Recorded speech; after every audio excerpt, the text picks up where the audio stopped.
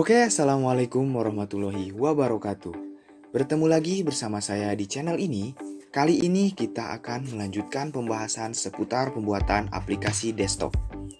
Nah, video ini bertujuan untuk memenuhi tugas pertemuan kedua, mata kuliah praktek pemrograman desktop. Kita akan belajar dengan saya Ade Lukman dengan NPM 21131910007. Pada video kali ini, kita akan mulai menggunakan Visual Basic yang ada pada Visual Studio. Sebelum video ini, kita sudah mengenal lingkungan kerja Visual Basic.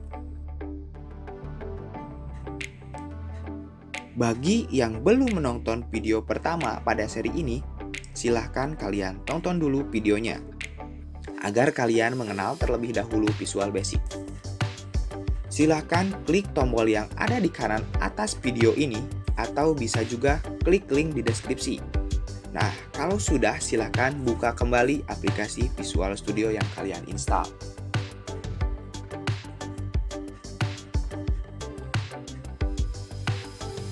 Nah, jika sudah masuk, klik yang New Project. Nah,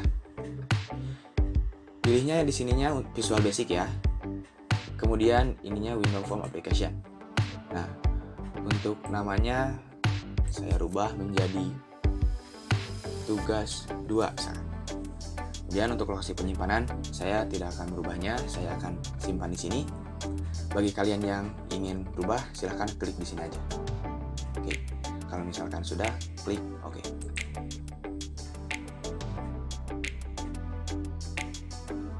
Nah, sudah masuk ya. Kali ini kita akan mulai membuat aplikasi desktop. Nah, di sini kita akan mulai dengan agar pengenalan untuk seperti button, text box, sama label. Oke. Nah, di sini saya akan membuat aplikasi perhitungan luas persegi panjang. Nah, kalau untuk luas, berarti kita kalau misalkan untuk buat perhitungan dan nanti ada harus yang ada dijumlahkan, berarti kita membutuhkan inputan. Kalau inputan, kita di sini gunakan text box.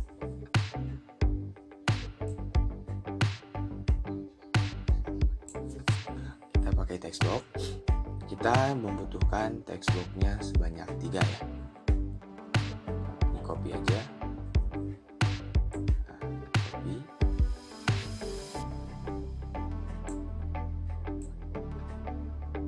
Oke, ini agak lebar ya. Kita perlebar dulu ininya. Oke, lebih sempit. Oke. Nah, kita buat rapi aja dulu ya. Kemudian biar tahu ini buat inputan apa, kita pakai label. Labelnya kita copy juga dulu juga. Labelnya 3. Kita ada agak geserin lagi.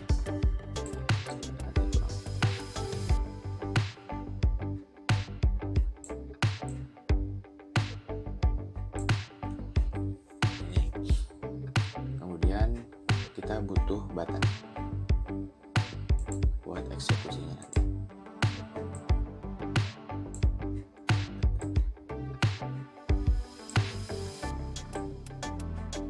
Oke. Nah, seperti ini ya. Nah, untuk label kita rubah dulu name-nya teksnya. Nah, di sini cari di properties yang teks. Oke, kita rubah misalkan kalau misalkan untuk penjumlahan atau perhitungan luas persegi panjang itu membutuhkan panjang sama lebar. Nah, berarti kita di sini ganti menjadi masukkan panjang. Panjang.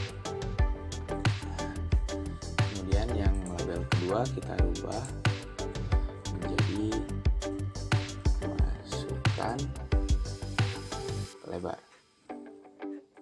Oke, untuk terakhir ini untuk hasilnya kita ganti menjadi luas persegi panjang. Persegi panjang. Sorry. Panjang. Oke. Nah, sudah, buttonnya juga kita ubah ya, misalkan buttonnya jadi hasil. Nah, kita ubah dulu yang text box ini sama buttonnya, name-nya kita ubah dulu. Bukan name di teksnya, ini beda lagi. Ini kita cari di desain ya, ada desain. Nah, desain, kemudian name. Nah, ininya rubah. Misalkan kita rubah ininya menjadi txt panjang.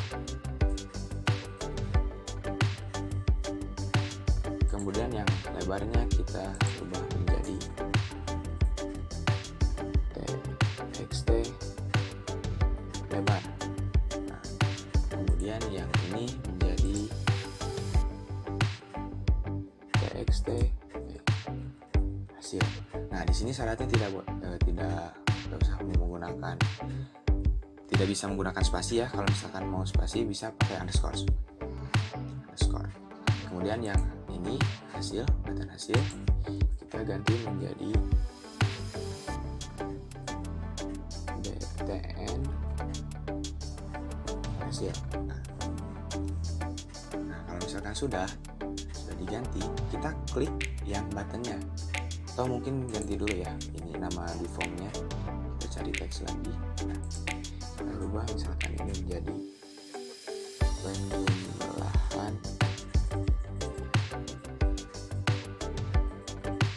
menghitung luas persegi panjang. Oke, salah ini kurang gede ya, ganti biar gede. Nah, kemudian klik di buttonnya 2 kali. Oke, nah kalian akan masuk ke menu penyimpanan kode, tempat untuk mengcoding. Nah, di sini kita tulis dulu txt hasil titik teks, kemudian sama dengan txt. Kalau itu buat perhitungan kita gunakan vol ya, vol, dan dalam kurung txt panjang titik teks. Nah, kemudian karena rumus mencari luas persegi panjang itu panjang kali lebar, kita gunakan bintang kalian. Kemudian vol lagi, vol ke txt yang lebar dot text. Oke, nah ini sudah cukup, sudah jadi ya. Coba kita jalankan dulu.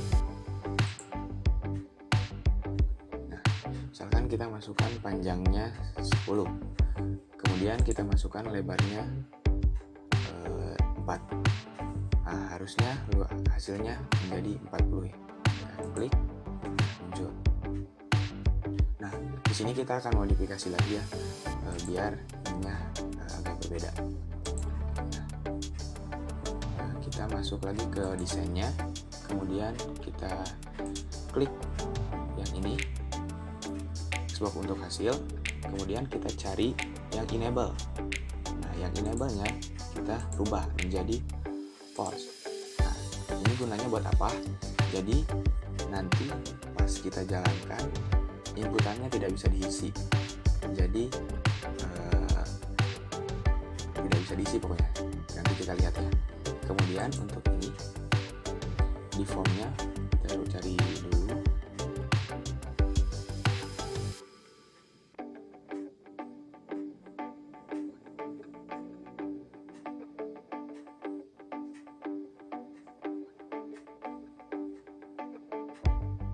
Nah, start positionnya ya, biar agak keren, kita langsung mulainya dari tengah ya, center screen. Nah, kalau misalkan sudah, kita coba jalankan dulu ya. Nah, dari tengah kan mulainya, kemudian ini dia bisa diisi. Nah, jadi nanti cuma munculnya hasil doang. Coba kita masukkan 10, ini 4. Nah, 40 kan muncul hasilnya, tapi tidak bisa diubah oleh kita. Kalau misalkan seperti tadi nanti masih bisa diubah. Kemudian kita close. Nah, kita bahas dulu sedikit ya. Di sini sebenarnya kalau misalkan buat perkalian, pembagian atau pengurangan tidak menggunakan for seperti ini bisa. Cuma ini kita menggunakan for biar mengikuti aturan saja. Kita coba ya kalau misalkan tidak menggunakan for, kita hapus for-nya.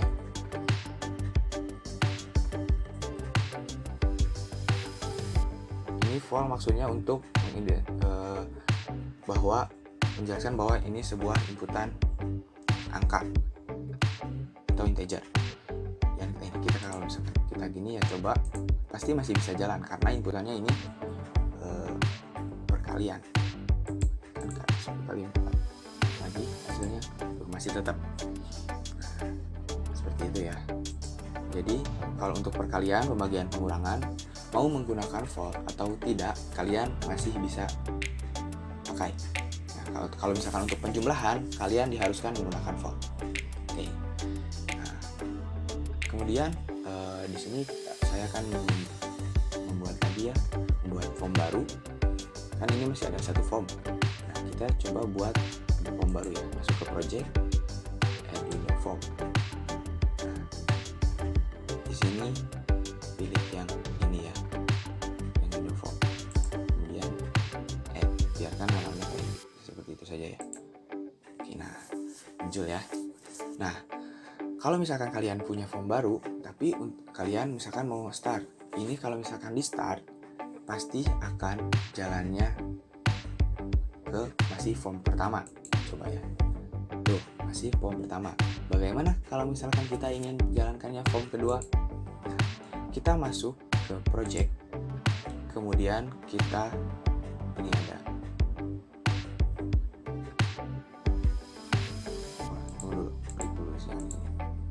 masuk ke project. Nah, di sini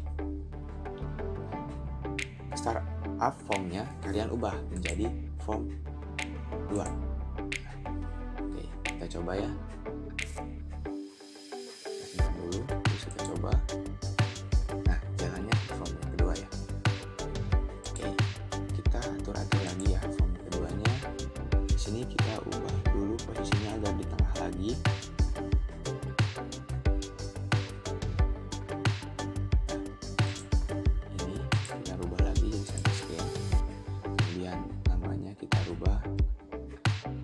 Di sini saya akan mencontohkan menggabungkan teks ya.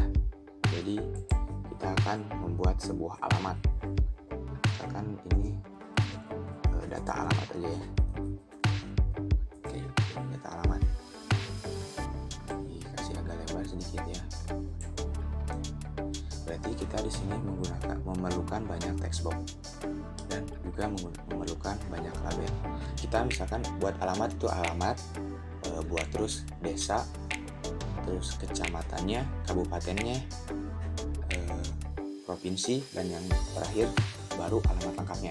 Jadi kita memerlukan text box sebanyak 6.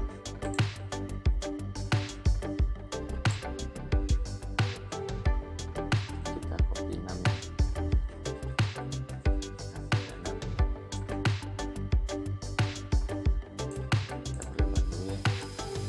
Jadi ada 2 inputan dalam satu baris. Nah, kita jadi bikin dua ya dalam satu barisnya.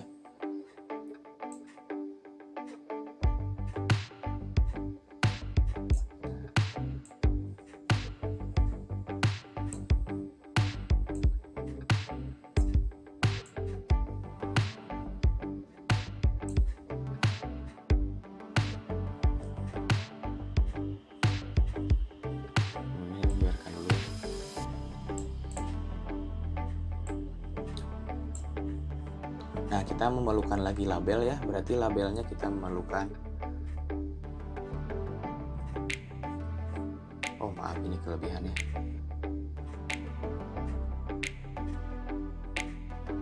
Oh, ntar dulu, biar kita lihat dulu ya.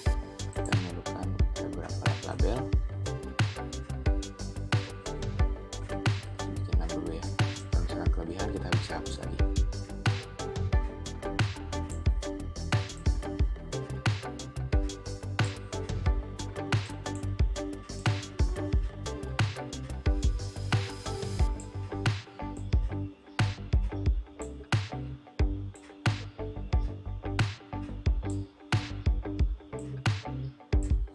Oke, di sini kita ganti ya teksnya menjadi alamatnya.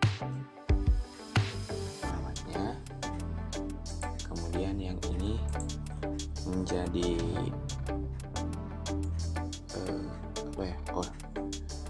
desa atau kelurahan. Kemudian di sini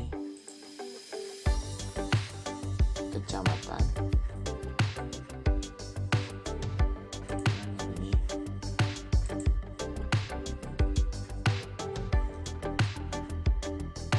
kabupaten atau kota.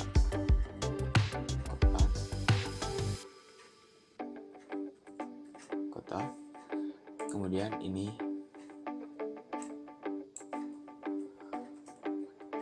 provinsi.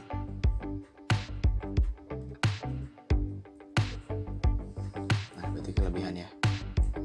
Kita hapus saja. Terlalu banyak kan ya. Oke, kita bisa ganti ini buat nanti alamat lengkapnya. Kan sini alamat lengkap. Alamat lengkap. Oke, kita atur textboxnya. Kita panjangin saja. Kemudian ini hapus karena kelebihannya. Nah, kita masukkan button. Sini buttonnya biar lebih panjang.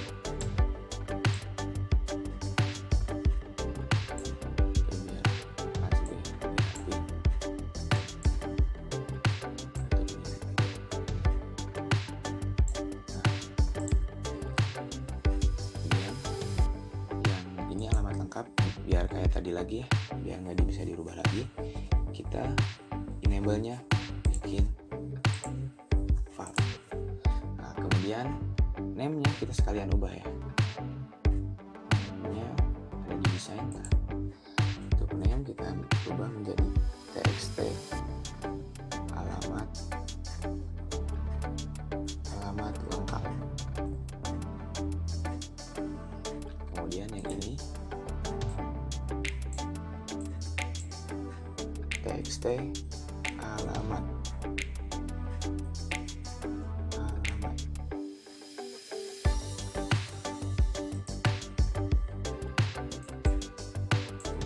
Ini txt ds, kita singkat saja ya, ds saja ds. Kemudian yang ini txt text. Kemudian yang ini ubah menjadi txt dan yang terakhir kita rubah menjadi txt from. Oke. Nah, untuk button kita rubah namanya menjadi, untuk name buttonnya btn, kirim saja ya, kirim. Kemudian kita cari tulisannya menjadi kirim. Oke. Nah, kalau misalkan sudah biasa, kita klik 2 kali dulu. Oke, nah kita coba di sini, berarti kita akan menampilkan hasilnya di txt dulu. Txt alamat lengkap .text. Kemudian sama dengan yang pertama itu txt alamat dulu, berarti alamat, kemudian teks ditambah biar ada spasi dan koma ya, karena kalau misalkan nanti kita gabung semua gak ada spasi dan koma, nanti tulisannya bakal bingung, bakal nggak rapi. Atau kita coba dulu nggak pakai spasi dan koma ya, biar kalian tahu seperti apa hasilnya. Kemudian txt alamat sudah, kemudian desanya teks, kemudian ditambah lagi txt kabupaten kecamatan dulu, the text, kemudian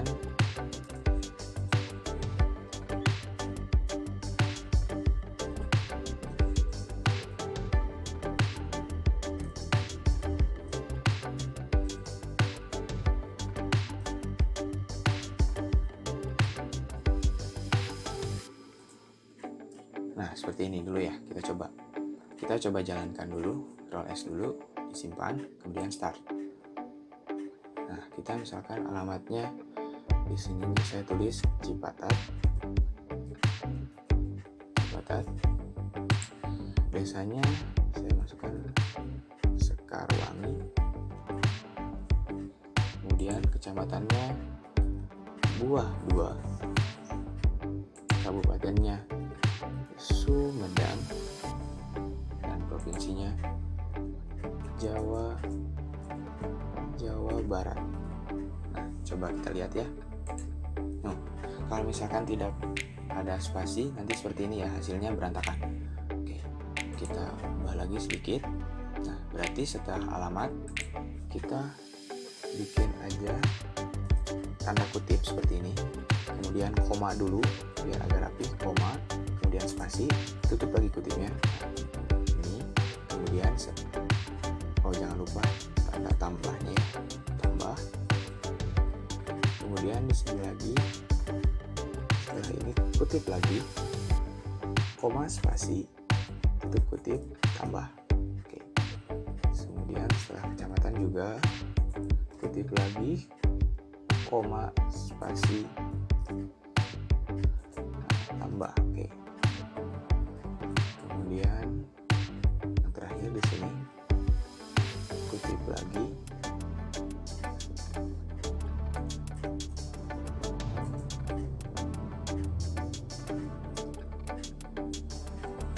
nah sudah ya, kita coba jalankan. Misalkan kita alamatnya di Cipatat, kemudian di sini